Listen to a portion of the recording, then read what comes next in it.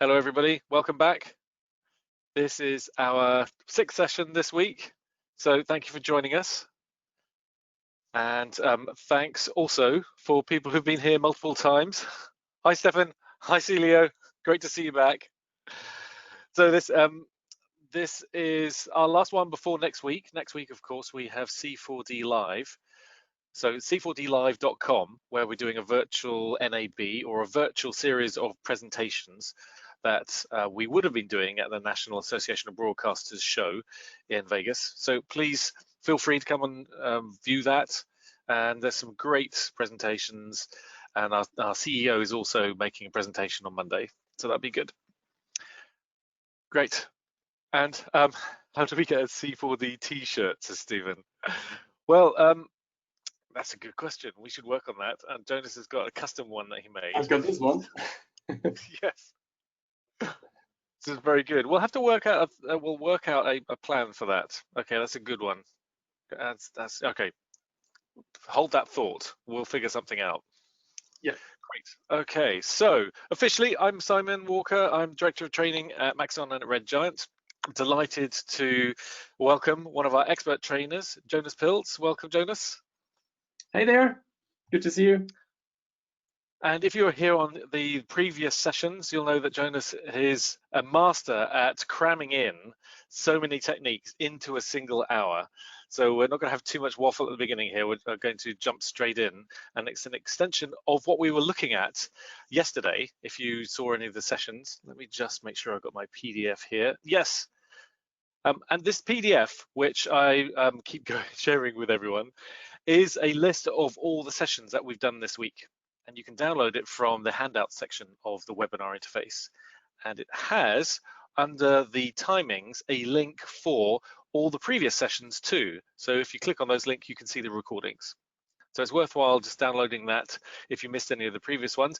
Or if you can't get hold of them, you can always just email me, simon@redgiant.com, and let me know if you need any help with the links for that, or if you need any follow-up for any of the sessions we previously ran. For example, if you need access to the scene files or the project files that Jonas has been working on. Great. So what I'll do is I will hand over to you, Jonas. Here we go. And I'll share and make you a presenter. And also we have Darren again with us. Thanks, Darren, for manning the Q&A section. So if you've got any questions, please fire them in as we're going along. We should have time at the end to squeeze in a few Q&A or via voice, but we're going to manage your questions as Jonas does the presentation. And if there's anything specific to what he's showing, then I'll try and interrupt as and when I can, but not too much, obviously. Great. Okay, let's stop sharing my webcam. Just make sure we don't use up all the bandwidth. Yeah. And you should be able to see Jonas's screen, which is the Golden Dancer in a warehouse setting. So if you wouldn't mind just saying, if you can see it on the questions, that would be fantastic. Looks good. Excellent. Thanks, Ellie. Thanks, Henry. Thanks, Celio, Stephen, Daniel, Edward, Andreas. Brilliant. So over to you, Jonas. Perfect. Well, thanks. If anybody can see my screen, then I'm just going to start. As Simon already said, my name is Jonas Pilz, and I work for Maxon as a trainer. And now we're gonna continue what we started yesterday. Yesterday we created this shot here inside of Cinema 4D. So we tracked it and we added the Mixamo guy here, and we created these nice little trails and set everything up for compositing with a very experimental setup that renders very fast. So if you forgot already, and I hope you didn't, every single frame took less than 7 seconds altogether, rendered with 3 different renderers. And well, this is what we're going to create today. So we will add some stuff to the shot. We will color correct the backplate, and if you watch closely, you can see there are some sparks here, and there's also some smoke going on. So the sparks are creating some smoke trails. And yeah, let's have a look at the different passes here. So I have got the Viewport Rendering pass, which is our beauty channel. If we zoom in, we can see that there are a lot of steps here. And this is because the Viewport renderer cannot render an anti-aliased alpha. So we have to get rid of the steps in compositing later. Then we've got the Ambient Occlusion pass that was rendered with ProRender, and you can see it's very noisy, and we will also clean that up later. And then we have got the depth pass here, the custom depth path that we created in order to obscure some of the particle animation that we're going to create.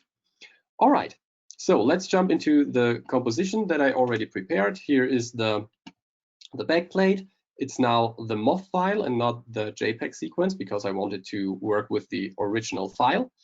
And I also have one Cinema 4D file in here, which is the Golden Dancer 3D data Cinema 4D file. And I'm going to bring that into my composition. And I also want to show that to you in Cinema 4D. And here you can see that I really cleaned up the whole scene. So there is nothing in the scene except for the camera and the rig that I used, or that was used in the Mixamo character, and where I attached the light sources. And all I need inside of After Effects actually is the soft camera and all of the light sources that are moving with the hands and the feet. So let's go back to After Effects. And all we need to do with the Cinema 4D layer selected, we just hit extract. And once we do so, this creates the soft camera and 4 light sources. And now we can already get rid of the Golden Dancer Cinema 4D file here. And now we have some lights floating around.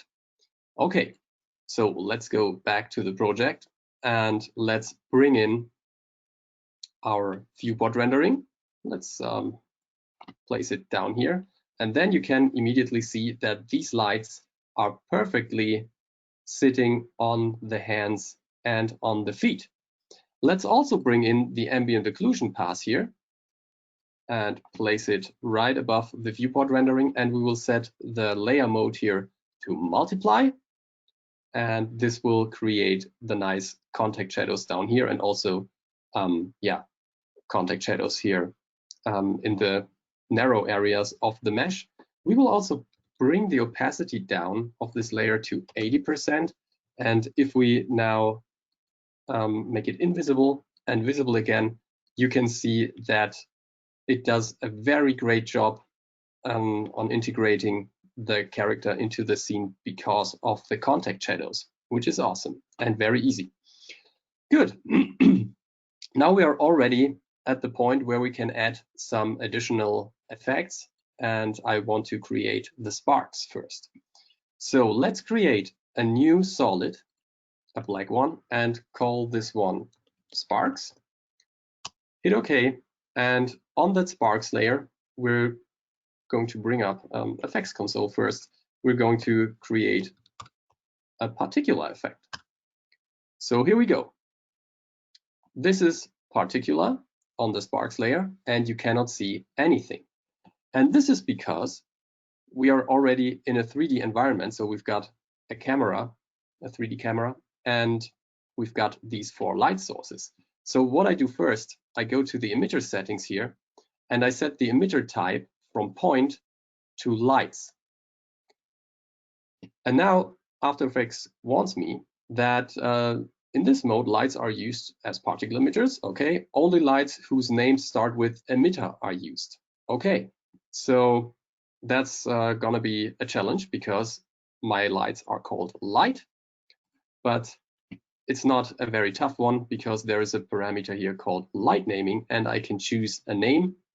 And now I'm going to change this here from emitter to light. And as I hit OK, my scene is full of particles. And now I can jump into the particular designer and yeah, just design the setup here. So the particle type is almost completely set up. We want less particles, so let's go down to 40 particles per second, and let's also make the particle emitter size a little bit smaller, or way smaller. I will bring it down to 5 actually. Good.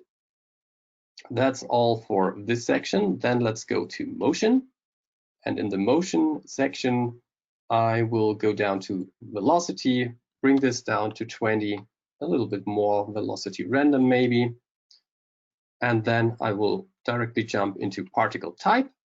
And instead of just using spheres here, I want to use a sprite again, and I'm going to choose the sprite, and it's in the light and magic section here, and it's called random bursts. I'm going to choose this, hit OK, and here we go. Now it already looks like a small firework. So another thing I want to do is I want to reduce the lifetime of these sparks. So I bring this down to 0.3 and hit enter to apply. And I'm also going to bring up the live random parameter because it always looks more natural if you apply some randomness. Good, let's scroll down here, and that's it for this section. Then let's go to size and rotation. And actually, we don't really need to mess with the size. I just want to bring up the size randomness as well. As I said, it looks more natural. And then once I scroll down, I get to the parameter rotation random. I will bring this up to 100. And that's it. We don't need opacity. We don't need color. But we need a little bit of gravity. So let's bring the gravity up to 10. And let's move this thing around. Yeah, looking good. Well, you cannot really see it because it's so small here, but once I hit apply, it is here in my view, in my composition, and I think it's looking quite good already. So one thing that I want to change is the parameter velocity from motion, because I like this one here. I bring this up to 30. And I'm also going to make the particle size a bit smaller. So let's go to the particle section and let's reduce the size to 3. Then it looks like that. And well, the last thing, or one of the last things I will do is to set the mode here to add. So the layer blending mode is going to be add. And this looks quite good. And let's see what else we can do. Is there something else? Yes, we can add some motion blur. So let's go to the rendering section here. And there is the subsection motion blur. And we will just enable this by setting this to on. And now, if we play back the whole thing, you can see that this is already looking quite cool. But of course, I want to enhance the effect here. And the first thing I want to do is I want every single spark here to leave a smoke trail behind. And well, look at this. This is why I use motion blur and why I use the inherit from velocity parameter, because I really love that look here, or that behavior. Very nice. Okay, so to create the smoke, I'm going to create a copy of the sparks by hitting Control D. And I'm gonna make the top one invisible and rename the lower one to smoke. And I'm also gonna change the layer mode back to normal, because I like the look of smoke better when it's set to normal. And now I can set this smoke up. So we're going to use the very same basic setup for this, but we will just deactivate the sparks or the sprites here. So I'm going to set this back to sphere, and in the size rotation section, I will bring the size down to 0 and also the size random parameter. So you cannot see anything anymore. And now I want to create the smoke, and I will do that by using the auxiliary channel here, because I can use this one to create particles from particles, basically. So I can just turn that on and emit continuously. I will set the start emit to 5%, so it doesn't start immediately, but after 5% of the lifetime, I will bring up the particle count here, let's say to 40.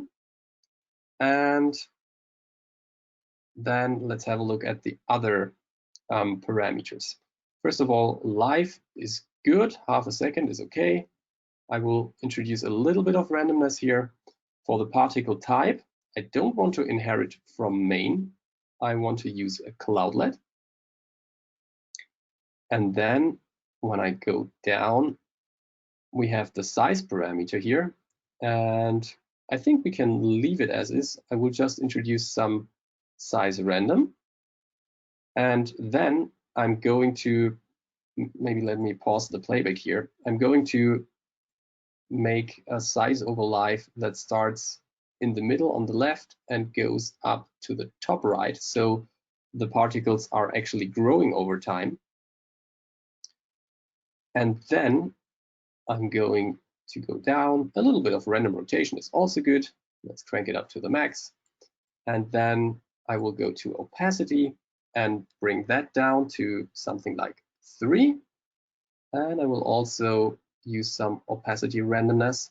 And as the last thing, I want to add a preset here, or want to choose from a preset here for the opacity overlap. And I'm going to use this. So it will use, or it will lose opacity overlap. And if I move this now, you can see that it works pretty well. Very good. Let's go down further. And there's one last thing that I want to add, and that is turbulence. So I want to affect the position here a little bit. And that's good. So let's give it a try and hit apply. And here we have our smoke trails, and I'm pretty happy with them. Let's have a look. They are a little bit more heavy to calculate, but I think that's quite good. Maybe let me go to the aux system here and bring down the size even more. Yeah, that's good. Or maybe even more. Yeah, I think something like 3.5 is perfect. Okay, so I will go with this. Maybe let me just play back the start. And yeah, I really like that behavior. So I'm going to bring back my sparks. So I have both the smoke trails and the sparks. And now you will see why we created the depth channel, the custom depth channel, because we will use that to mask the particles as well as the smoke, especially here, where you can see that some of the particles are emitted on the left hand, and also some of the smoke. We can see it here, where the left hand is obscured by the right arm. And let me start with the sparks here. But you can still see that they are on top of the arm. And it's even worse if I get to this frame, because then the particles are right in front of the torso, and I don't want that. So I'm going to use the depth channel I created and place it on top of the sparks here. And then I'm going to bring up effects console and type in curves. And I'm going to adjust the curve. It's going to be more contrast here. So I bring up the whites, and that's pretty good. So now I will set the track matte of this sparks layer to Luma inverted matte. And now you can see that we don't see the sparks anymore, only in those areas where we really want to see them. So we created our obscuration layer for something in between here, between the right and the left arm. So have a look at this small section. So that is really nice. Okay. Do you see that? So here you can see the particles. Here they are obscured. Here you can see them again. And here on the torso, they are obscured again. And this is exactly what I want and also what helps selling the shot. Good. So let's bring back our smoke. And of course, we have to do something similar with the smoke. So I will create a duplicate of this layer and place it right above the smoke. And I will set the smoke's track matte here to Luma inverted as well. And then we've got this one. It's a little bit too sharp, so I will bring back the curves here, and this will also bring back some of the smoke. So you can see it here on the hand, and I'm actually really happy with that. So let's have a look at this part of the animation. Yeah, that's really good. All we need to do now is to reduce the transparency or the opacity of the smoke layer. So let's bring up the opacity parameter and let's bring this down to, let's say, 30%, so that it's a little bit more subtle, but it's still there and helps bringing some life into the shot, or some more life. Okay, now we need to bring everything together, and let me just make the lights and the soft camera shy and hide them. So we have more space. We also don't need to see the sprite here. And we will start by adding some colorista to the backyard cologne moth, so to the backplate. So let's bring up the effects console and type in colorista, hit enter, and here we go. And what I really love about colorista is the guided color correction here. So first we need to set up a color space, but I don't know the color space. And so I can use this one here. I don't know. Perfect. I choose it. I continue. Then I'm going to set up the black levels. Let's bring them down a little bit. Go further. The white levels are already okay. Then I will bring down the midtones a little bit. Increase the contrast. Bring in some saturation. Something like this. And then I will add some color balance here, or just tint it towards blue so that it looks a little bit colder and it has got more contrast to the color temperature of the golden dancer. And then you see, okay, this was before, this is after. I'm happy with that, so I click finished, and here we go. That's the new shot. It's a little bit too bright, so I will bring down the exposure a little bit, just like so, and that's what I like. Okay, this is finished. Now let's solo the viewport rendering, so our beauty channel, and let's get rid of the steps here. And I will use a choker for that. So let's bring this up a little bit, and that's already okay. Now let's zoom out again and solo the ambient occlusion pass. And I will again bring up effects console and type in denoise, because I want to get rid of all of that noise here. So I bring up the reduce noise parameter until something very high, and here you can see that it's way cleaner than before. That's okay. And now we can have another look at the smoke.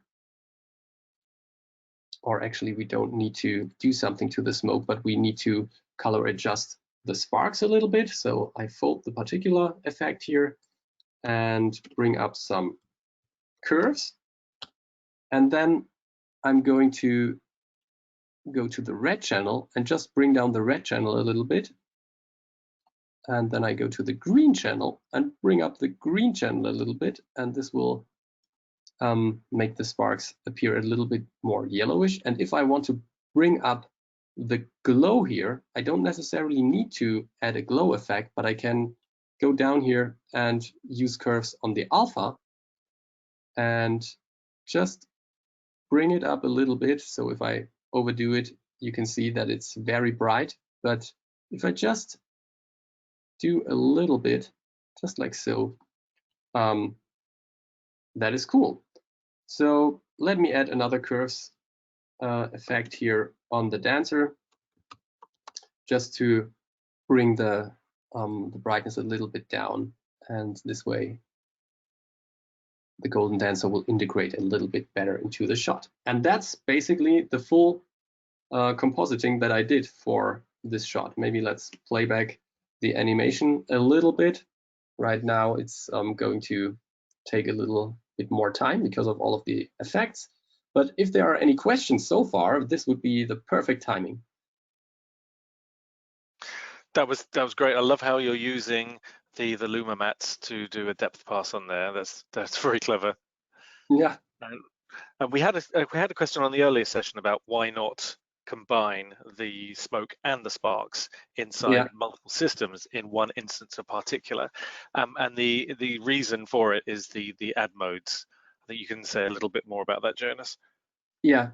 So, well, I did two passes because I wanted to set the sparks to add mode and the smoke to normal mode. That was just a design choice, well, a look development choice, because I thought that it looks better compared to add mode.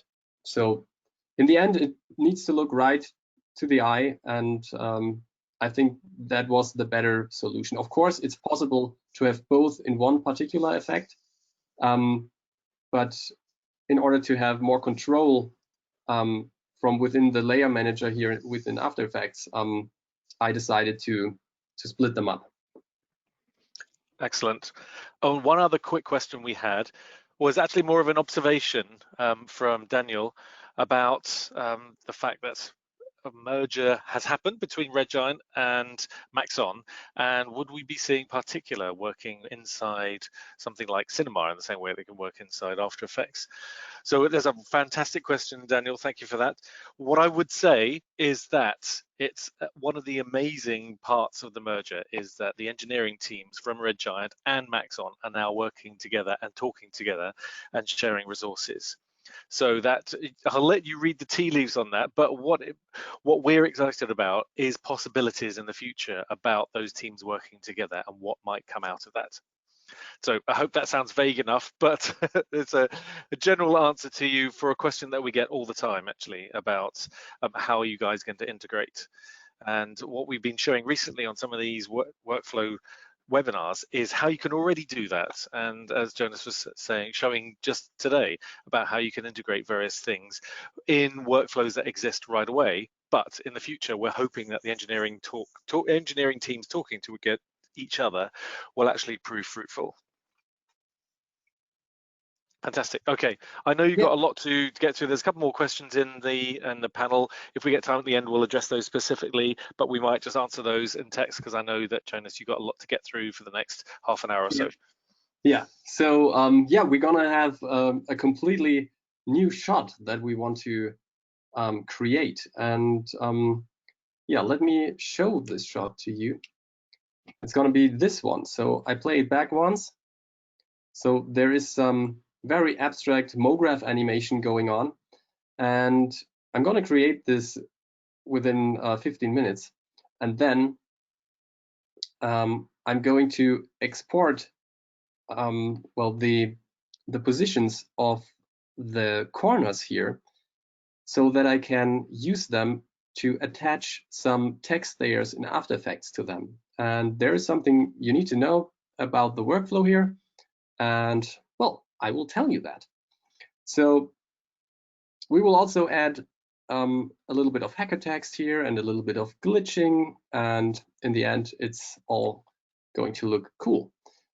Right, good. Then let me go back to Cinema 4D, and we will start with a new scene. So I press Control and N, and maybe let's analyze this one here first. So what we are having here is a form-giving shape that is animated randomly, and then we are cloning other objects onto the edges and onto the corners or at the vertices of this object, and yeah, apply some glass material, some depth of field, and then it already looks cool. It's really as simple as that. So let me start by creating a sphere, and let me bring up the line shading here. And you can see that this is mostly made of quads, and I don't like that. I want to have triangles all over the place, so I choose the sphere type icosahedron, and I'm also gonna bring down the count of segments, so I have this here, and I will disable the lines again, and also delete the Phong tag here, which is in charge of the smoothing here going on the surface. So now we don't have that anymore. And now we can start deforming this. And of course, you could use the deformers that are in the deformer menu. But another thing that many people don't know, but it's very powerful, is that you can use Mograph effectors as deformers. And I will do that with the random effector here. So let's create a random effector. And of course, like any other deformer, it has to be a child object of the object that is going to be deformed. And you can see that nothing happens right away. And this is because you have to go to the deformer tab in the random effector and choose the deformation to point.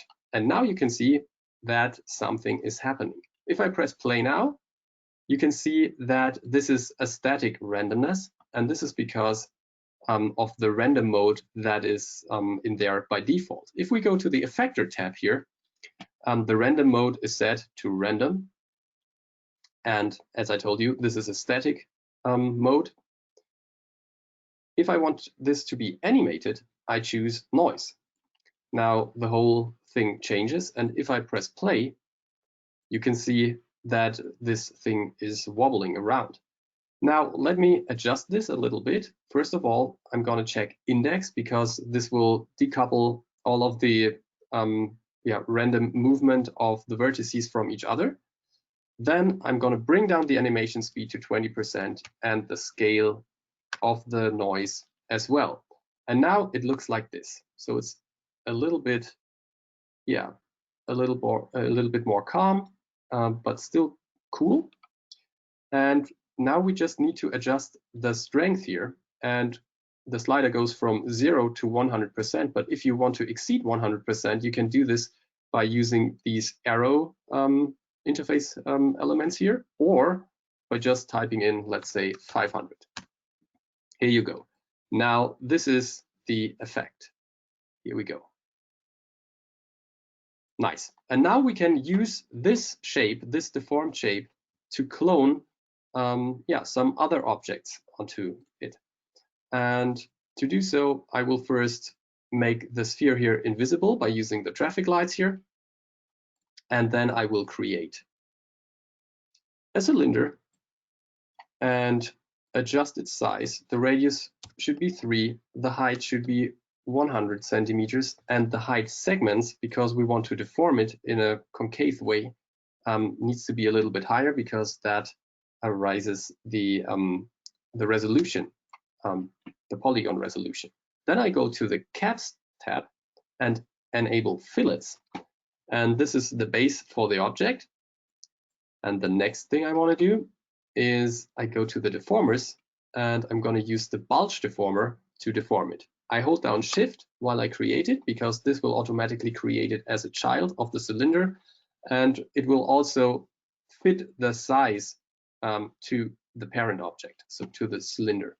And now I can just start modifying the strength here, and I can make the cylinder fatter or thinner.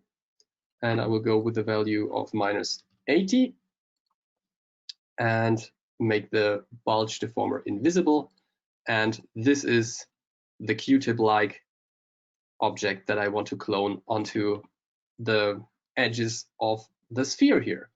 So I select the cylinder, and with the cylinder selected, I hold down Alt and create a cloner, because this will automatically make the cloner a parent object of the cylinder and will start cloning the cylinder because of that.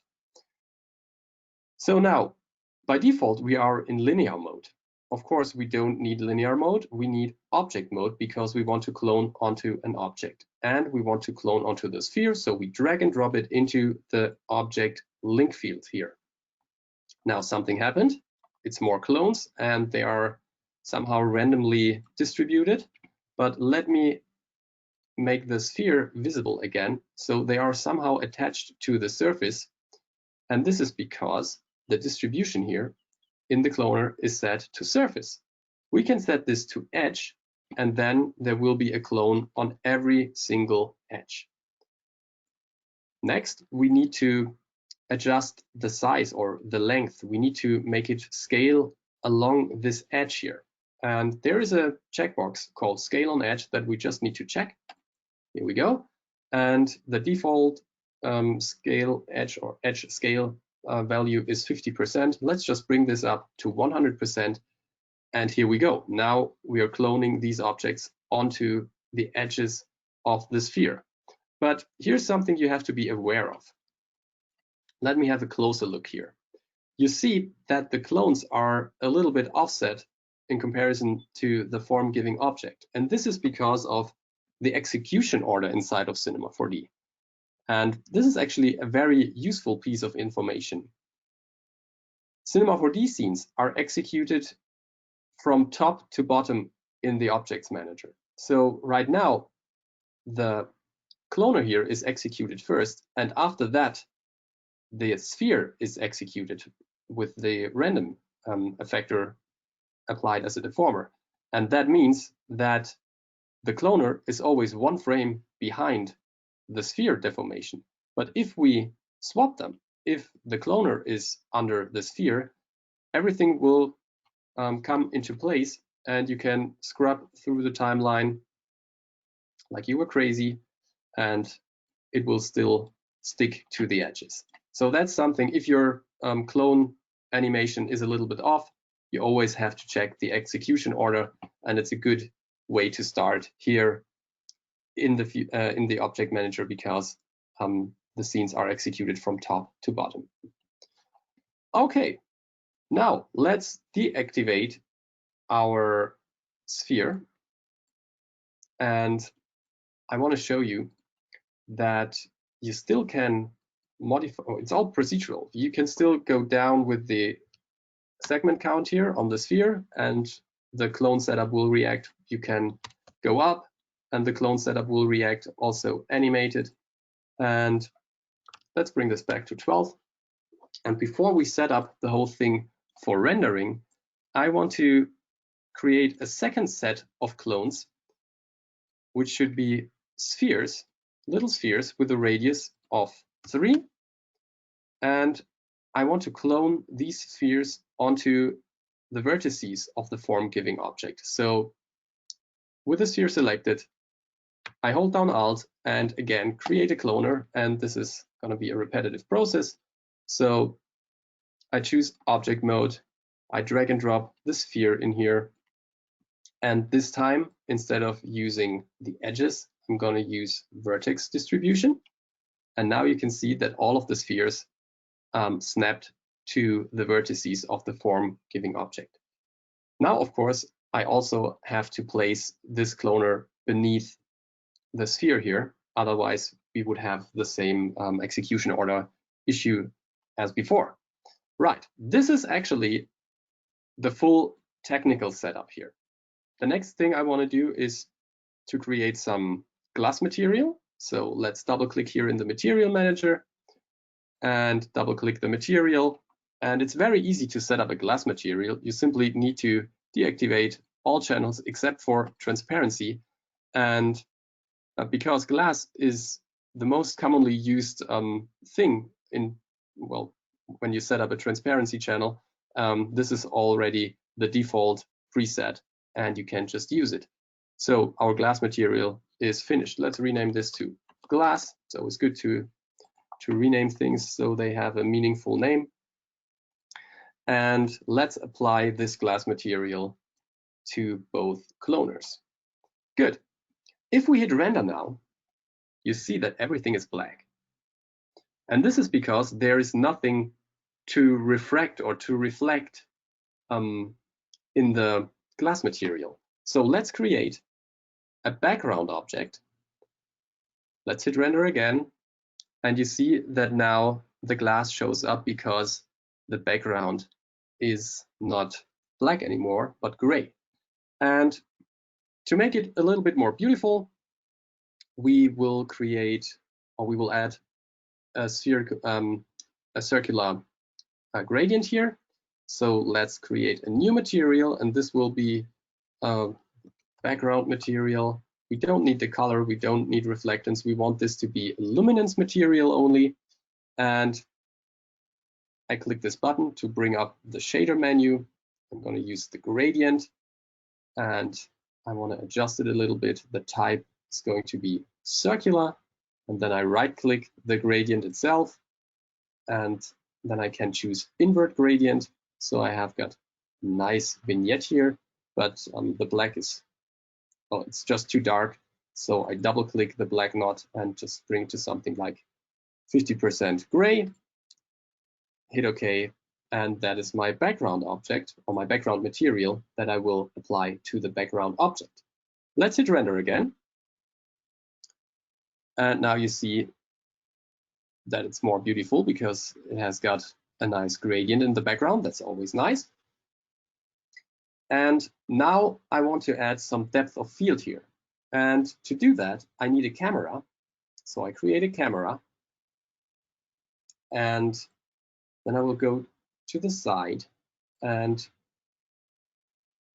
use this gizmo here to bring the focal plane, to place the focal plane here somewhere in the middle of this object. This is going to be the focal plane. And now we go to the physical tab, it's already activated, and bring down the f-stop to, let's say, 1. Good. Let's have a look through that camera, and we can do that by clicking this little icon here. So now we're having a look through the camera, and I will bring up the render settings because we need to change the renderer. We need to go physical because of the depth of field. It will create a nice physical depth of field, which is always nicer than a post-production depth of field. So let's check depth of field. And if you watched the first webinar, you saw me adjusting the sampler here to fixed. Well, physical renderer is a sample-based renderer, which means that you always will have the trade-off between render time and grain in the image. And if you set these values of the sampling subdivisions to low values, the rendering will be fast, but you will have a lot of grain. If you set it high, the rendering will take much longer, but you get rid of the grain. Down here, we've got some extra multipliers, but I will set them all to 0 because they are not really necessary. If you use depth of field and you want to have the depth of field noise-free, you always have to go up with these sampling subdivisions, and they will also bring up these sampling subdivisions. So let's have a look at the rendering. And as you can see, we don't really see depth of field, and this is because the scene is so big. So we have to go to really unrealistic values here. Let's go down to 0.1, and let's hit render again. And now we will see the depth of field going on, but it's very noisy. So let's bring up the sampling subdivisions just a little bit. Let's bring them up to 5, and let's hit render again. And if you compare the render times, you already notice that rendering takes much longer, but you can also see that the depth of field is now less grainy. There's still some grain in there. I think I rendered the final version with 8 or 9 sampling subdivisions, and then it took really long. I used Google Sync for rendering then because I was at home as well with my MacBook Pro only, so I didn't have a render farm, and it was a project that was time critical. So let's say this is finished and we want to comp this.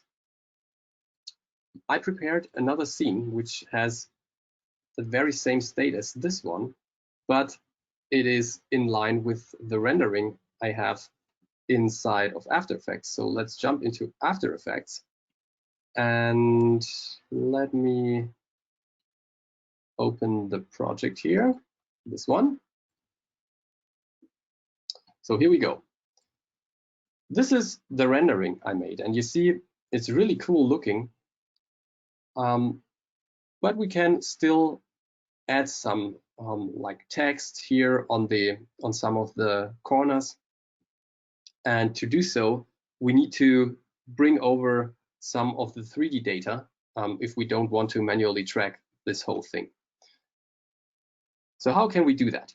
In here, I already have got the spider pattern underscore render prep C4D file. And if I activate that, you can see that it's matching. It's the very same thing. And if we go to the effect controls and hit extract here to bring the 3D data over, you can see that it just brings the camera over. And this is because we need to set up the scene in a very specific way to bring these positions in 3D space over as After Effects nulls. So let's delete the camera and let's go back to Cinema 4D. This is the scene that I used for rendering that shot, so it matches with the rendering. And what we do now is we right-click the sphere because we actually want the positions of the spheres here because they are in line with the positions of the vertices of the form-giving object. And then we go to Render Tags, External Compositing. And this way we can bring those positions over. Let me adjust the anchor point because by default the anchor point of After Effects nulls is on the top left. And now let's save this scene and let's go back to After Effects and hit extract, and you will see that nothing happens. So why is that? Let me delete this. And let's go back. So right now, Cinema 4D saved the scene in default mode. And there is another way to save a Cinema 4D scene, and this is a way of saving that contains cache data, and it will also include the data from or for After Effects here from the cloner. And there are two ways to save for Cineware. The first one would be to go to File and Save Project for Cineware, but I also want to show you the other one. You go to Edit, Preferences, and in here there's the Files section. And if you check Save Polygons for Cineware and just hit Save, this will also save this position data. But be aware that this is a global setting and that it will be applied to all Cinema 4D scenes, and this will also scale up or bring up the data size or the size of the Cinema 4D file. So right now I think we have around 3 megabytes, and this will bring it up to 300 megabytes almost. So let's use the other way. Let's go to Save Project for Cineware, and we will just override the spider pattern render prep C4D and save it. We replace it, and you can see that it takes a little while until it's saved, and this is because the file is now much bigger. Now let's jump into After Effects, and also here you will see that After Effects starts thinking because we've got the beach ball here. But now if I extract the scene data, you see that we've got a lot of null objects, but it's a mess. So they're actually moving with the object, but because it's such a mess, I want to get rid of all of them. So I'm going to delete them again. And also the camera. And I jump back into Cinema 4D. And I want to align all of these nulls here, because right now they are pointing, outwards of the object. So I create a cube and I bring it down to, let's say, 30 by 1 by 1. And that's still too big, so I scale it down a little bit more. And then I make this one a child of the sphere. And this way you can see how the nulls in After Effects are aligned. And not only that it's a mess, it's also an animated mess. So if you want to attach 3D text to it, this is going to be much work. So we need to align them somehow. And there is one way how you can do that. I will select the cloner, and then I go to the Mograph menu and add a target effector. Because with a target effector, you can define a target object or object target. And I could now drag and drop the camera in here, but I could also just use look at camera as the target mode. This will actually do the very same thing. So now you can see, even if it's animated, it's lined up way better. But if I additionally choose an up vector and I will use X plus, they are really parallel here. So let me scrub through the timeline. This is looking much better. And I'm going to save this scene again for Cineware, overwrite the render prep and hit save and replace the existing file.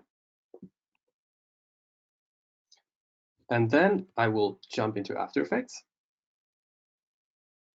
Let After Effects think. And once it's finished, I will extract the scene data from Cinema 4D again. But now you see that everything is lined up very nicely. And all of the lines here are parallel or almost parallel. You can see that there's some very small glitches down here, but those don't disturb us. Now I will select all of the nulls here and I will bring up their scale parameter. Then I will delete all of the keyframes because all of the scaling here is keyframed. I will get rid of that. It's all baked animation here. So let's get rid of the scale or of the scale keyframes. It takes a while because it's so much data to process for After Effects. And then after that, I just use one value here and set it to 1. Hit enter. And this will scale down all of the nulls. Now let's just fold all of the spheres here or all of the nulls again. And it needs a lot of thinking. Deselect them. Is there actually a shortcut to deselect objects? Because right now, Cinema 4D After Effects is thinking a lot. I'm scrolling down and now I'm going to select another object. I've always used Command-Shift-A to deselect. Command-Shift-A?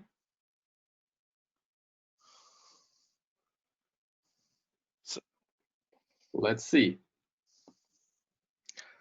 Matthew's weighing in with F2 in After Effects to deselect. Sorry? Andreas. Andreas and Matthew were suggesting F2 in After Effects to deselect. F2? Yeah. Okay. Here we go. Perfect. So once you've got everything selected, it's really slow. But now it's not selected anymore. And now you can see that all of these nulls are attached to the corner points here. So now I can select some of these, and let's choose 2 of them, maybe this one, and I will colorize this. Let's say you're gonna be yellow, so I can find you better. And then I'm gonna go to this frame because I also want this null here, and I'm also gonna colorize this one. Let's set this to yellow as well. And then, because we want this scene to be faster, we will just delete all of the others.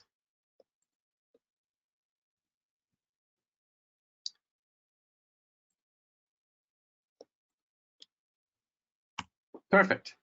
Good. Now it's going to be fast again, and we've got the 3D positions here, so we can attach something to them, which is very nice. So let's create a new solid, because we want to create one of these little text thingies on the corners. I'm going to create a solid, and I'm going to call this hacker text, because I want to apply some hacker text to it. That's a spelling mistake. Here we go. And I'm also going to pre-comp this, and I'm going to call this text. Hit OK, and double-click the composition so I can start creating this one. And I will bring up Effects console and type in hacker text, and here we go. Let me deactivate the transparency mode here. And now I will go to Edit Text. I want to show the target text here. And the target text is going to be something programming like. So I will type in this dot attached brackets semicolon. Perfect. And I will bring up the size, the font size, and hit OK. So this is my text, and I will place this somewhere here. And then I can use the transition parameter to make a transition from lorem ipsum at the moment to this attached. And I will change the transition type here from go from random to target. So now it will start from random and go to target. And then I want to reveal this randomly and not from left to right. So if I animate this now, you see that it starts randomly. Transition 0%, I set a keyframe, then I go to 1.5 seconds and bring this up to 100%. And if I play this back, it animates so that it's this attached in the end. Okay, the next thing I want to do is I want to create a line from here to there. So let's create a line, and I don't need a fill, but I need a stroke, and 5 pixels should be okay. So I will start from here and create this little line. I'm going to rename this. And then maybe let me go to the hacker text layer and bring this down a little bit. That's already looking cool. And then I'm going to create another path object with the polygon tool here. Just double click it, and this will create a polygon with 5 corners. This one should be filled with solid color, and we don't need a stroke, so I will make this transparent. And in the polystar settings here, I will bring down the points to 3 and the outer radius also down to something like this. And then I will bring up the position parameter here and bring it down a little bit, and also to the right so that it's centered. And then I'm going to right-click the position parameter to separate the dimensions. And what I can do now is I can use a wiggle expression just on the X position. And I will do that by holding down Alt and clicking the stopwatch. And then I type in wiggle. And let's say this is going to be slow. So I'm going to use a frequency of 0.5. And it's going to move 800 pixels to the left and to the right. So let's have a look at this. That's looking cool. And then I want to create some wipe effect here. And I'm going to use another solid for that, black solid. And this solid is going to be keyframed in position. And I will start with frame 0. And then I'm going to go to this spot here and bring it all the way to the right so that it's not visible anymore. And then I'm going to use this layer as a stencil or as a silhouette alpha. This is going to be the layer blending mode. And the cool thing about that is if we, well, let me quickly add motion blur here. If we now hit the transparency grid, you can see that it's all transparent, even the ramp effect here. Good. Let's add some glitch also. So I'm going to create an adjustment layer, call it glitch. And then I also bring up effects console and type in glitch. And from universe, I will use glitch. Let me choose a preset. And I'm going to use just displacement. I'm going to apply this preset. And then I'm going to bring down the frequency and also the glitch speed. Here we go. And I also want to start, I also want the glitch to start after the transition here, or after the wipe. So that's looking cool already. Good. So let's go back to our spider pattern here. And the first thing I want to that I want to adjust is the color of this whole thing. So I'm going to tint it down to something like, well, something like gray. And I also want to multiply this. And then I'm going to make it a 3D layer. And this way it will disappear immediately. But if I hit P, and if I also hit P on, let's say, this one here, I can use the pick whip here and link the positions up. And now I just have to bring down the scale to something like, I think it was very small, 0.2 or something. Yeah, that's good. And now it's centered here, so I have to adjust the anchor point. And the anchor point is going to be 0 and 1080. So now we have got this.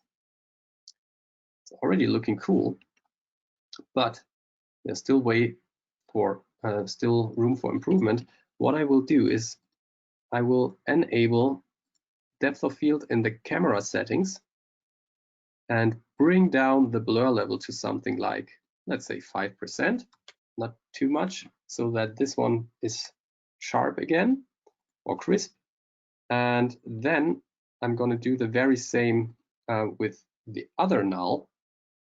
And I'm going to create a copy of the text here and just link this one up to the other null's position. And now there should be some depth of field automatically. Here we go. Yeah, that's basically it. And the rest is just retiming. We are already overdoing a little bit, so we are 5 minutes past. Well, everything I would add now is just well, an animation to fade it out somehow. So let me fade the upper right thing in from this point, and then here I will set a keyframe in the opacity channel. Then I go 1 frame further, set it to 0, go 1 frame further, set it to 100%, go 1 frame further, set it to 0%, and then I'm going to copy this over to this spot, and this should look pretty cool. Maybe it's a little bit too late, but yeah, still cool. What's fascinating to me about this, Jonas, is just having a little glimpse into watching you put something together and combining the various techniques, because you've given us like a speed training version of this, and you've done it much faster than you would normally. But even within an hour, you've done 2 separate projects and crammed them together, and the end result looks very sophisticated. It looks much more complex than the time you've taken to put it together. So that's fantastic. Yeah, it was a little bit of work. This one was actually more design work than actually putting it together. Because you can see, you can completely create this within, well, half an hour. But yeah, the way to go there was a little bit longer. However, it's looking cool, and it shows you that by combining Cinema 4D with After Effects and some Red Giant plugins, you can create something really cool in just a matter of 30 minutes. I mean, that's incredible. Absolutely, and I love how you've done that. Actually, you've got the text sophistication with that animation, basically off a couple of plugins with the glitch and the hacker text, and then spiced it up with those extra visual elements, and then making it move in 3D. It's a really nice trick. Yeah, you can of course joking here that he's got a headache of just watching all the information. You can do, of course, more of these extra elements. Like here in the example, I, for example, created one of these things here, and here I've got a 2-line text, and of course here the line here goes to the left instead of to the right. So I created multiple of these. Here you can see this is actually the thing I just created, and here there is a little bit more on the left. Well, lovely. We had a couple of questions in about if you had the Lite version of Cinema 4D in After Effects, what sort of comparison you'd have between making something like this, or maybe how you might approach making something like this, because there's a couple of things that are different in those 2 versions. Yeah, that's true. So of course, the full Cinema 4D version has everything that you need, but there are still many things that you can do inside of Cinema 4D Lite. Very basic motion graphic stuff, but I also prepared another thing here. So this thing here was completely created inside of Cinema 4D Lite. So I created this Spaceship Corridor just by adding primitives to the scene and creating some spline generators here. And it's some basic lighting, some basic shading, but if you had like someone filmed on green screen, you could definitely import this guy then into this shot. And for something like this, Cinema 4D Lite is perfect. If you want to go deeper, if you want to do like motion tracking or polygon modeling or advanced Mograph stuff or character work, then the full version of Cinema 4D would be the way to go. The specific question on that, by the way, that's amazing. Here's something I did, just throwing it in there. It's fantastic. Ian is asking about the Golden Dancer project. Would there be specific limitations if you were doing that just in the Lite version? Yes, definitely. So first of all, there is no motion tracker in the Lite version. Then there is no volumes in the Lite version. And I'm not 100% sure. I have to double check if Mixamo animation would come in correctly, because I don't know to what extent the character tools are there. So the Golden Dancer wouldn't be possible completely. Got it. Okay, that's good to know. What we're thinking of doing actually is running a number of sessions on the difference between Lite and the full version, and also workflows that you can use if you're in a team where you are sharing files, because the files are they're transferable. You could start something off in Lite and opening up in the full version as well. Yeah. Exactly. And also vice versa, depending what you've done, you can start something off in the full version and then do reversioning elements in the Lite version. But there are some caveats, so I think it'll be good for us to set up a session to cover those. Yeah, we can do that totally. Fantastic. We're Turn on effectively what we're doing. I'll do the same. What we're doing is we're planning our next session live. We're just having a chat about it. Oh, what should we do, Jonas? Oh, let's do a C4D Lite to full workflow. Yeah, sure. What else are you interested in? Yeah, well, that's it. That's one of the key things about these sessions, to find out what's useful. And we're also going to be running more of these over the coming weeks. But if you're near a computer next week, by the way, please feel free to log into c4dlive.com, where we're doing a session, what we would have been doing live at the National Broadcasters Conference, NAB, and we are doing a virtual version of that with multiple presentations. So that'll be very interesting to see those and to see some extra tips and so on. And we got a presentation from our CEO on Monday, which should also be interesting. So please come along to that too, at c4dlive.com. And another question in the comments from Stephen saying, will you be including all the links that you've been putting into the chat window? So absolutely, yes, those links are going to be in the follow-up email that we'll be sending you, with the link to the recording for this and the link to the resource files, the actual project files that Jonas has been working on. And he's very kindly packaged those up together into a download for both the spider monster, what are we calling it? I called it spider pattern because it reminded me of Venom from Spider-Man somehow. Oh, yes, yeah. that's true. Yes, that was the way it's morphing as well. Yes, that's true.